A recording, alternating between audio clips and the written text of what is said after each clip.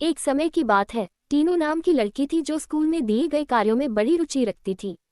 इस साल टीनू के स्कूल में गर्मी की छुट्टियां पड़ने से पहले उसकी टीचर ने सभी को विभिन्न पक्षियों के चित्र दिखाकर चिड़िया पर निबंध लिखने के लिए कहा था। सभी बच्चों को स्कूल खुलते ही निबंध टीचर को दिखाना था। पक्षियों की रंग बिरंगी किताब टीनू को बहुत पसंद थी। जब टीचर ने बताया कि उन पर निबंध लिखना है और सबसे अच्छा लिखने वाले को इनाम में वह किताब मिलेगी, तो टीनू खुश हो गई। टीचर ने सभी पक्षियों से जुड़ी कुछ कहानियां भी बच्चों को सुनाई। उसके बाद स्कूल की गर्मियों की छुट्टियां पड़ गईं।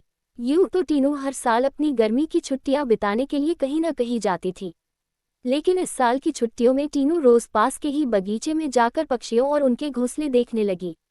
उस बगीचे में गोरैया, दर्जन, लवा जैसे बहुत से पक्षी आते थे।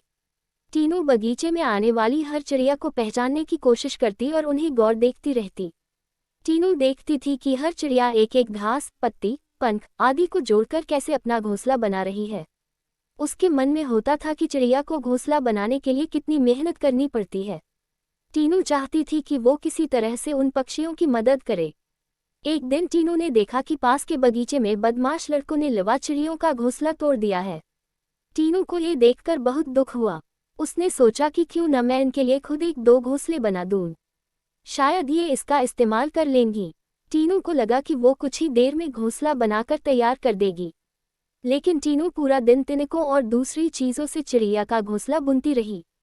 बड़ी मुश्किल से जब घोंसला तैयार हुआ, तो घोंसले को पेड़ पर टिकाने के लिए कुछ मिला नहीं।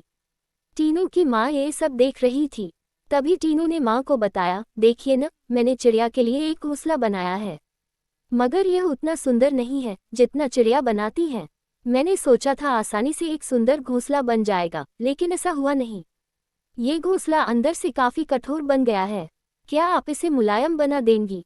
किसी तरह से टीनू की माँ ने उस घोंसले को थोड़ा ठीक किया। उसके बाद टीनू ने उस घोंसले को धागे की मदद से पेड़ पर टिका दिया। अब बगीचे में बैठकर टीनू लवा पक्षी के आने का इंतजार करने लगी। वो पक्षी बगीचे में आए तो, लेकिन टीनू द्वारा बनाया गया घोंसला उन्होंने इस्तेमाल नहीं किया। टीनू के साथ उसकी माँ भी बगीचे में आई थी। उसने टीनू को उदास देखकर कहा, तुम परेशान मत होना, अभी चिड़िया घोंसले पर आ जाएगी। तभी एक लवा पक्षी ने आकर टीनू द्वारा बनाए गए घोंसले को तोड़ दिया। अब टीनू ने मुंह लटका लिया।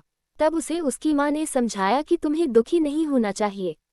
देखो, तुम्हारे द्वारा इस्तेमाल की गई चीजों से ही लवा पक्षी अपने लिए घोंसला बना रहे हैं। हो सकता है कि इन्हें दूसरों का बनाया हुआ घोंसला पसंद नहीं आता हो। दुखी मन से टीनू ने कहा, माँ मैं अपने स्कूल के निबंध में ये सब कुछ लिखूंगी।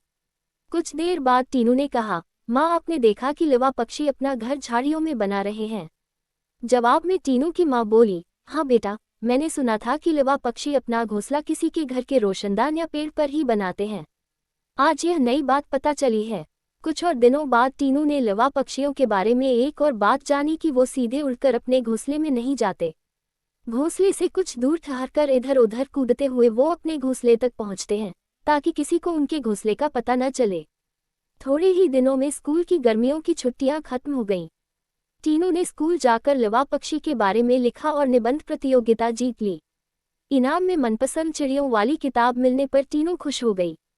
प्रतियोगिता जीतने के बाद भी टीनू रोज चिड़ियों की चहचहाहट सुनने के लिए उस बगीचे में जाकर घंटों बैठती है, मानो उसकी चिड़ियों के साथ दोस्ती हो गई हो।